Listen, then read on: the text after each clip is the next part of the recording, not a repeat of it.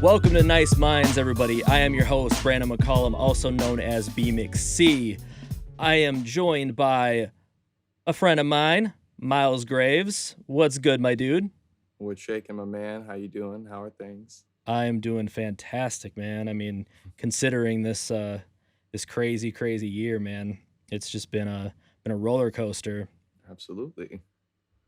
So, why don't you give the people a little background on who you are and what you do, and what your background in music, how you got started. I mean, I know you're a rapper, and then how it progressed over time. Yeah. My name is Miles Graves. The company I own or run is the Miles Graves Company. Um, Essentially, what I do current day is I run an artist empowerment firm. I teach people who are interested in turning their music into money or into a full-time career. Some people want to be superstars. Some people just want to pay their bills with music and not have to get a 9 to 5. That's what I'm about. As far as how I got started in the business, yeah, like you said, I started as me being a lyricist. I was listening to hip hop. Hip hop wasn't my first genre, and that's something a lot of people don't know. Is like Oh I was wow, listening I to didn't know that rock. at all. Yeah, no, I was listening to rock basically up until I was like 12 years old. So that was like a fresh new experience for me. And so I started off writing music because I fell in love with that genre of music. And then it started off as more of like a necessity. Like, okay, I can write lyrics now. Like, how do I make a song or how do I make a beat? And then it started off with like, learning how to produce on Mixcraft 5, and like all Oh that yeah, type of stuff. All the way up until now, it really just came out of need. How do I make a song as far as like the beat and the lyrics? Okay, got that. How do I make it sound good? How do I make it sound like the stuff that's on the radio? Okay, cool. Next step, how do I get it as popular as the stuff that's on the radio? yep. And then the last step that everybody's really stuck on is how do I turn that into money so that I can make money like the people that are as popular as they are on the radio? Yeah, and you're somebody who I've always admired, and just your hustle and your Much ambition, and love. just how much you care about artists, and you just care about people in general. And that's something that, I feel you and I have in common, and Definitely. something that's kind of missing in the industry. So uh as far as what Miles Graves company is, I know you manage artists as well. How many artists are you managing right now? Are you still managing artists? As of right now, no, I've kind of shifted a little bit, and doing things more related to sync, things more related to, trying to find innovative ways to market. I know we haven't really spoken in depth in a while on the matter, but as an example, I am a thorough believer in no Spotify playlists and no social media. The whole reason being is it's a here today, gone tomorrow type of thing. I'm looking for lasting ways to make impressions with people. Trying to really get into the psychology of a music listener and especially like where they live. We used to talk about zip code stuff like that. Hmm. Now I'm actually turning that into another website called Listener List where people can go subscribe and they can get access to every single zip code of every single state, and it breaks down exactly what type of music and lifestyle these people kind of immerse themselves in, so you can know exactly where your money's being spent, whether it's a Facebook ad, a billboard, gas pumps, postcards, whatever it is you want to do to Wow. kind of advertise. Um, that's kind of where my focus is now because I realized that, it was really COVID that made that shift happen because, you know, social media still has to be accompanied by what I call like an omnipresence. You still have to either be out in your local community if choose to use like a local network thing like Facebook, or if you're trying to be worldwide, you got to be out and about. You got to be doing things. You got to be interacting. You got to have shows. You got to have some sort of uh, element to that. You know what I mean? And when COVID kind of brought everything to a grinding halt, it made people have to reevaluate. And now a lot of the calls that I get now are, "Hey Miles, how do I get on a Spotify playlist?" Or "Hey Miles, how do I go viral on social media?" Because that's the only two aces in the hole people feel like they have nowadays. And I'm Yeah. trying to shift people's mindsets away from that. Like free game I give everybody that I want you to know is right before the presidential election this year, how many postcards did you receive from some sort of political candidate that you didn't like submit any mail address or any sort of like, hey, I want to be put on this mailing list? How many of those did you get? More than I can count, probably. Like, Right. Now, the wild thing is, a lot of people go, well, they have my address on a file because I maybe voted for that party before or, something like that, right? Crazy thing is, I found out that's not how they do it. It's literally just a service through the postal service or USPS. It's called direct mail. All you have to do is go through their portal online, you choose the zip codes that you want to distribute your postcards to, then you just drop them off at the post office, they mail them out for you. That's it. Wow. Yep. And a lot of people, I mean, obviously it probably costs money, but a lot, like anybody has access to that sort of thing? Absolutely. Wow. Yeah, that's some game that I had no idea. You just blew my mind, dude. So you're saying no social media. So like are you really advocating for artists to just basically jump off of social media and do other things? In a way, yes. I'm gonna say this, like, the way social media works now, like in the beginning stages, in the early infancies of these platforms, people would get on them and they would pop off because there weren't that many things on there. And if you had a limited amount of content on there from all the different users, there was a small amount of users, a limited amount of content, and you had the best content, you're going to shoot to the top. That's easy Mhm. money. However, now that Facebook, Instagram, TikTok, Twitter, whatever you want to say, is essentially oversaturated with just content in general. It doesn't matter if it's in your lane, out of your lane, has to do with you, doesn't have to do with you, whatever. It's just this simple fact. I put the analogy of a like social media. Imagine instead of a worldwide thing, let's just create an analogy and say it's in like a gymnasium. It's like a prom or like some sort of like social mixer, whatever. Now, when you go to this social mixer, the reason you go to that social mixer is to do what? You go there to talk to people you know, to interact, to see what's new, to see what kind of content that's relevant to you, right? Yep. So the minute somebody walks by you and says, "Oh, hey Brandon, buy my new mixtape, bro. Buy it. I just dropped a new music video. Go like my page." Be like, "Dude, shut up. I'm trying to talk to my friends Yeah. right now." Yep. And even though it doesn't seem like that, subconsciously you're doing that. Everybody's doing that because they didn't come to those platforms. They know that every 3 posts on Facebook is gonna be an ad, so they already know to Yeah. scroll past it. Same thing with Instagram, same thing with Twitter, whatever it is. So, what I did realize was this. Here's at least as far as the numbers are concerned, Facebook ads, as an example, they have, I believe it's a 2 to 7% conversion rate. I'll have to check myself on that, but I believe it's a 2 to 7% conversion rate for their ads. So that's basically nothing. That's So, basically nothing. right. So what I'm learning is that how many times have you seen a musical ad on Facebook or just some social platform and you saw it? And even if you went and clicked on that person and even liked their page or went through the whole hullabaloo, that you went back on your own time outside of that platform and you went and looked up their music again. I mean, rarely. Yeah. Right. So on the flip side, how many times have you either been like out in public in like a grocery store and heard a song, or watching a TV show and heard a song, or you were just like, or hell, even at a gas pump. Like sometimes I even hear jams at gas pumps Yep. sometimes. Like, and then you go, "Oh, hey Shazam, what is this?" And then you grab it, and then because you felt like you discovered it on your own, you add it to your library and you go back and keep listening to it. I'm trying to give people that kind of feeling of discovery. And the only way that I feel like you can do that these days is if you're going to pick one platform, you've got to pick a way that's going to be really, really specific to the audience type that you have. You know, some Absolutely. people that is social media, some people that is mail, some people that's just big old billboards in front of where they live or work every day, you know? But there is no secret like cookie cutter method to success in that is what I'm trying to say. But I can say this, social media is a very, very uphill battle, and businesses have to pay $250 to $350 a day on an ad in order to actually pop through and get a reasonable amount of reach and link clicks. So it's nuts. Yeah, I wanna go back to that, because I wanna just put you on some game if you're not familiar with this. Did you know that Please. there's now an app that's like Shazam, but you can hum a melody now?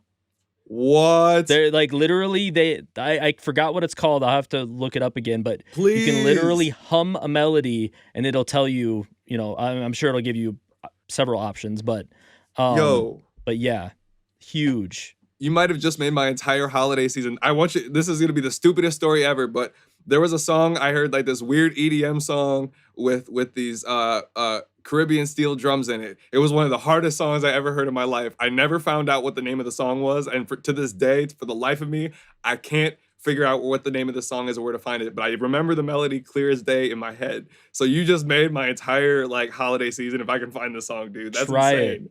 You still remember the melody? Yes, absolutely. Crazy. That's a dope memory right there. Technology is just getting crazier and crazier. Yeah. And yeah, I mean, I've thought about how social media, I mean, even like when we started our sample pack company this past summer, and we're trying to get reach without paying for ads and stuff, Yes. and just the organic stuff is just dwindling. Yep. But I have been very adamant about going one by one to like everybody that likes our stuff, and like, you know, reaching out to them, or That's just awesome. the one-on-one connection. So that I feel is never going to go away, and that's what I feel is very important for artists to do, even though Yeah. it's tedious, is just pay attention to people that pay attention to you, essentially. And, you know, love your fans, give back to your fans. And I've been thinking about different ways to promote our stuff without, you know, spending money. Like, we're coming out with some sample packs, and I reached out to 10 people that I know that cook up with our samples on a regular basis, that, you know, Yeah. have shown mad love to us, have done posts. And I asked them, I said, hey, we're gonna do a sample pack a week for the next 10 weeks. And I was wondering if you could cook up a beat a week, just one beat a week. And Yep. all 10 of them that I asked said hell yeah, and are gonna do that. Beautiful. And so that I feel is like just straight up organic, like going back to the fans. But as far as 2020 goes, what's changed for you this year? What did anything just hit you like a ton of bricks this year? Like a lot of people. I mean, I had a lot I had a lot of, like, life-changing experiences this year for sure. I've been to Vegas twice this year. Once basically right before the pandemic, and then once during the pandemic. And the week after that, we had also driven to Indianapolis for another client, so that was a different situation, kinda all over the place. But anyway, what I realized from going to 2 different places, pandemic or not, here was something I realized. We were, have you ever heard of Red Rock Canyon, or you ever been to Red Rock before out in Nevada? Never been there, but I know where it is. I'm Okay. very familiar with it. But anyway, strange story. The client that I was with, he was there, and myself, obviously both people of color. He's much darker than I am, and we're approaching the petroglyphs up against the wall. And there was this tour group, and it was like 3 older white people. It was like 2 older white women and an older white man. They were probably in their 50s, maybe 60s. And now, normally, from living in Minnesota so long, my natural assumption is that as soon as we start to get closer to them to see this thing, they're going to kind of shuffle off and like go walk away because they don't, whatever. So, some Minnesota nice stuff, whatever. Racism shit, yeah. Exactly. Um, but what happened was, what was really interesting is, instead they turned around and said, "Oh, hey guys, how are you? It's so nice. Like, it's nice to see you guys out here. Hey, where are you from? You can really see the petroglyphs from a really great angle over here." And I was just taken back. I was like, holy, people just are like extroverted everywhere else. Yep. Because I went to Indianapolis, and this is one of my favorite stories. We were, obviously weed's pretty super illegal in Indiana. So, you don't want to get caught with that. So anyway, we were out in the parking ramp of our hotel. We're just smoking, whatever. Um, and there's this dude. Is it a Taurus? What do the cops drive? The cars? Is it like Oh a Ford yeah, Taurus? I think it's like a Taurus or something. Yeah, Some stupid shit. but Yeah. it's an all blacked out Taurus.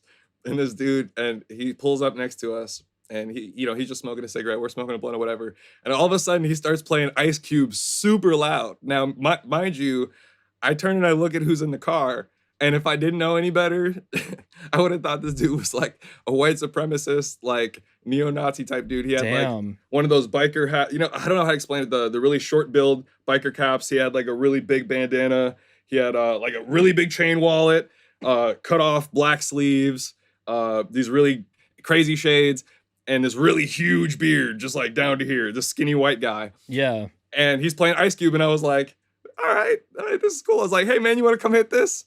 And he's like, hell yeah, man. That's dope. And so he gets out, and we literally just start talking, and I'm like, and he's like, yeah, man, looks aren't what they appear, man. Like, I love to talk to all different types of people. And I was like, that was a complete stranger that, mind you, yes, in hindsight, maybe during a pandemic, I shouldn't have shared a blunt with a stranger, but Right.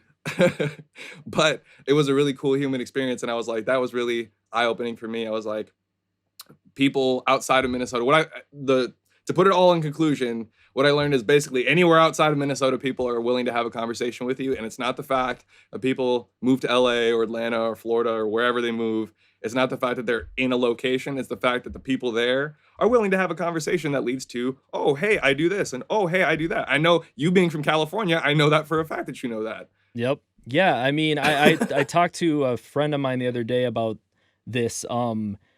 As much as like I love Minnesota and I fuck with Minnesota, I I moved here when I was in 3rd grade, and Yeah, I come from a very um Mexican area, very low income area in yeah, California, and I moved to a suburban semi-rich, well, pretty rich area, yeah. and I stuck out like a sore thumb.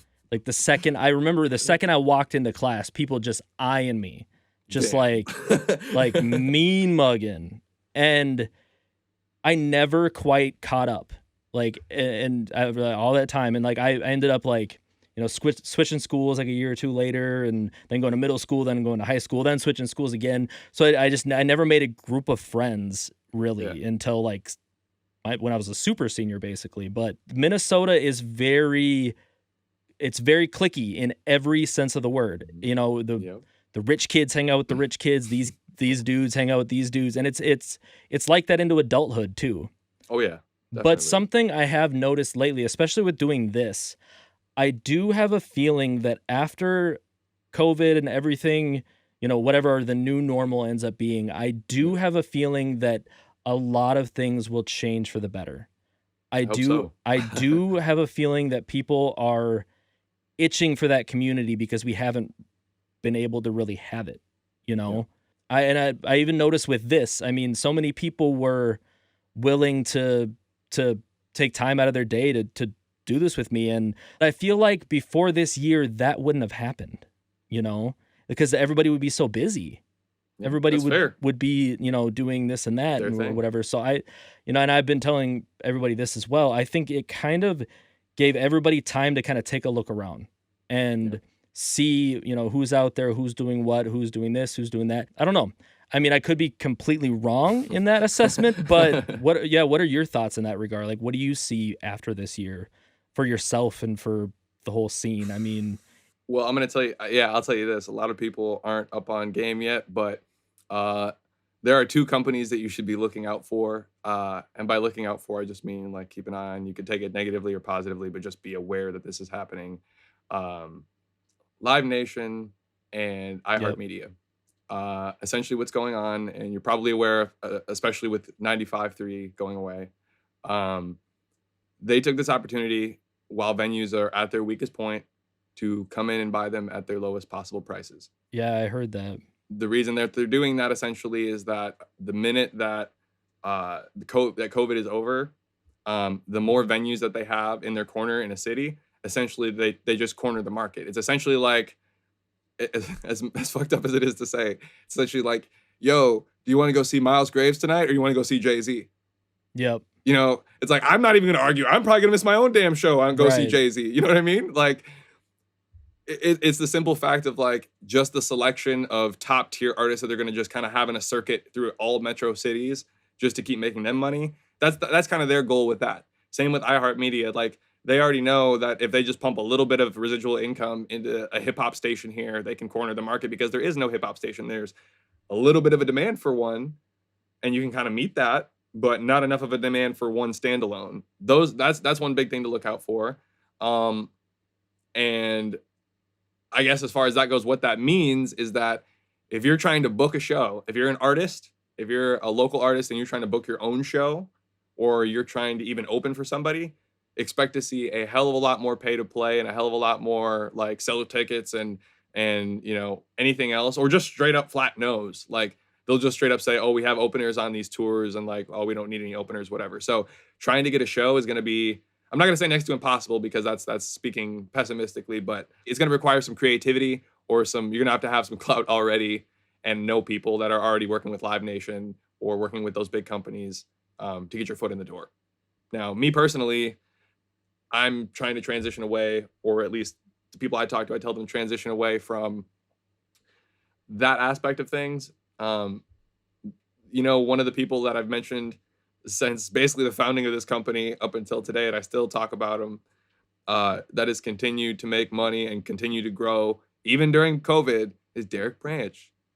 Go check out his stuff. Like, even recently, I mean, I think he switched to some other platform, I'm not sure what it is, but, like, he's just getting paid. He's doing what he's been doing. It's like life is, like, not even interrupted for him, and that's what I'm hoping every artist gets to, where, like, when they tell you that successful people have 7 streams of income, like, "Oh, okay, well, concerts are gone," instead of looking like The Game and Jadakiss and all these people going like, "Oh, I'm gonna get you on this mixtape." Yep. You can actually be like, "Oh, I have other business ventures that are, like, handling this for me so that or my music's making money from this, that, or the third, so that I'm not struggling or looking desperate, because everybody's gonna remember all these people and what they were doing when the pandemic hit. Yep.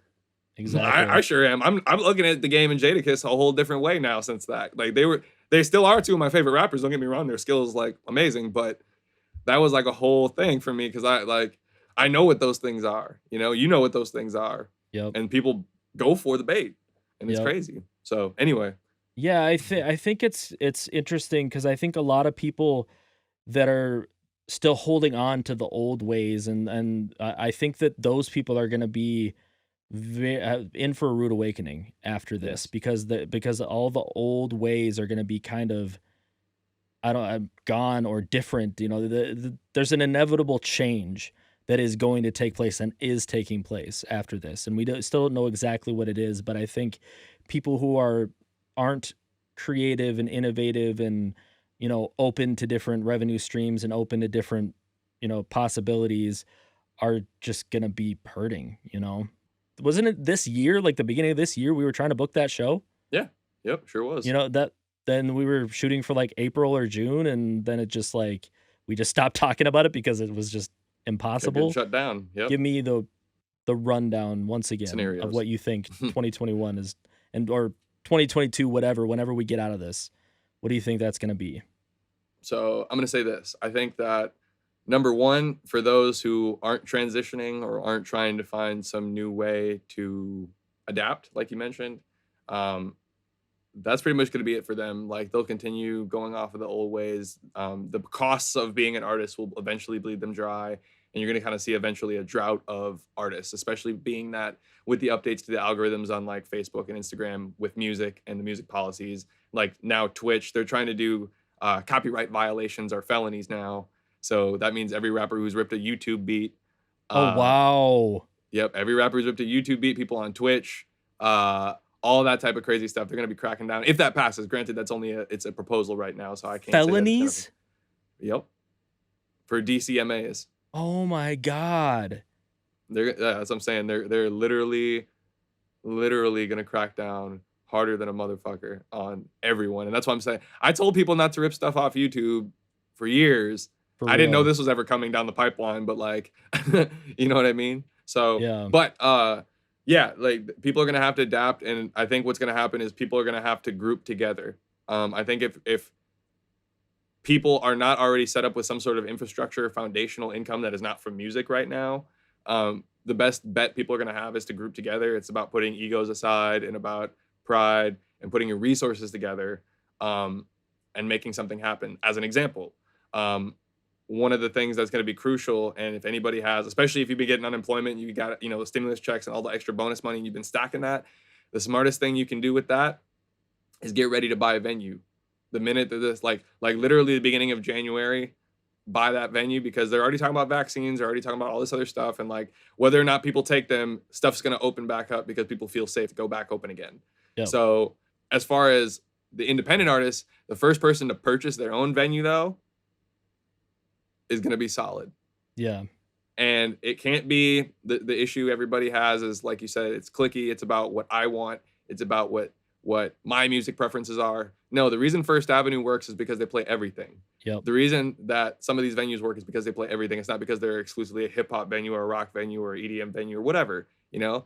That's why those venues are relatively stagnant. So, all in all, um, pooling resources together and getting ready to set up something. Like, I'm not saying to create a record label, I'm not saying to do anything that anybody doesn't want to do, but pooling your resources together to create some sort of impression, whether you are individuals as part of some larger thing or all individuals as part of a network that's just working together to make sure it's all working for the greater good, that's what's going to work for those who aren't necessarily live performers or people who are trying to get like the money off the internet, off of streams, off of YouTube, off of all that type of stuff, um, direct to fan content.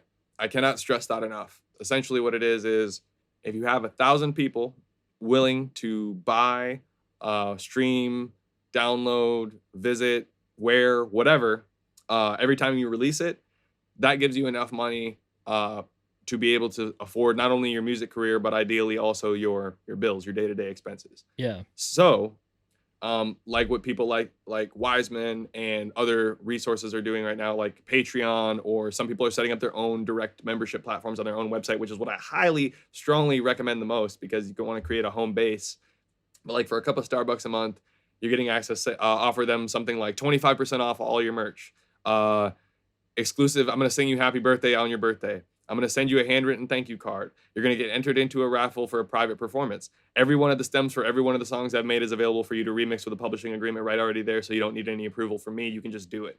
Like all these types of bonuses, and of course, obviously the behind the scenes, like those genius lyric videos, Yep. whatever it is, you know what I mean? Whatever value you can offer them to get them to come to you directly and get off of those bullshit platforms like social media, like that's what you want to do because it's not about the quantity in that case. I mean, yes, it is to a certain degree, but it's about the quality of the fan. Like what you were saying earlier about when people liked your page or if people liked your page off an ad or just in general, you reach out to them and you have an individual conversation with them. Yep. If you can do that with 1,000 people who are willing, like if, especially in your case, like people who are willing to pay for a sample pack, Yeah, you for know? real. I think people really undervalue and underestimate the importance of human connection and the Yes. importance of making your fans and your supporters feel like they are important because they are. They're the ones that are keeping you afloat. They are the Yes. reason why you are doing what you're doing. I mean, yeah, you make your art and all that stuff for yourself, but at the same time, you're not the one that's going to be consuming it. It's other people. So you need to make those people feel and know that they are valued and appreciated. It's super important. And I actually, I'm glad you said that because kind of a break off of that too is I really believe people are super undervaluing the value of themselves and their content. Do you think I should do this as a Patreon? I mean, not to ask you that question while we're on this podcast, but since I haven't even launched it yet, I still don't, I'm not really fully sure how I'm going to promote it yet. What do you think about me doing something like that? Well, if you want to know the truth, what I think you should do this. I think you should have this podcast on your website. That should be the home base. You should set up a membership platform, not through Patreon, but through your own website. This podcast and your sample packs and anything else content wise should be here. And then people who subscribe, you should have specific special guests that you have to have exclusive access to or member access to hear these certain podcasts. So even if it costs you money to have that person on there, you're gonna make that money back. So if you're like, especially again during the pandemic is a perfect time because you can be like, hey, so and so who's normally a few $1,000s, I got 750 for you. Can we make like a half hour conversation work? And you can spit some game for my people that watch my podcast that maybe want to hear from you. And you can plug whatever it is you want to plug. And then boom, say it's like, outside of this world, but we'll say Charlemagne, something like Charlemagne is like, I'm joining the podcast now. Okay. You want to see the Charlemagne episode, you got to be subscribed, but it's valuable content. It's like, oh my God, I can't believe you did this. That's valuable enough for me to want to check it out. Hell yeah. Yeah, that's definitely a fantastic idea because eventually I do, if it gets big enough, I do want to take it to that level. I do want to talk to bigger names like that. And Yeah. having that, you know, different tier of content would be a fantastic thing. Hell yeah. That's a I dope mean, idea. also the fact that, I mean, I'm sure you're already doing this or to some extent, but like as you're making samples, like, the thing is, I haven't seen too many things regarding how to make a sample pack. Yeah. Like, a lot of people try to get into it, and I bet you had to do at least some sort of Googling to figure out how you wanted to set up the platform, how you wanted to set up that. And then, that's something that people are interested in. You can even offer that as part of, the value that you're offering.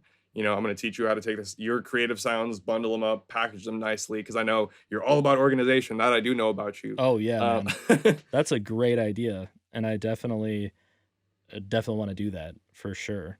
I'm always down to help out, man. Appreciate that, man. Hell yeah.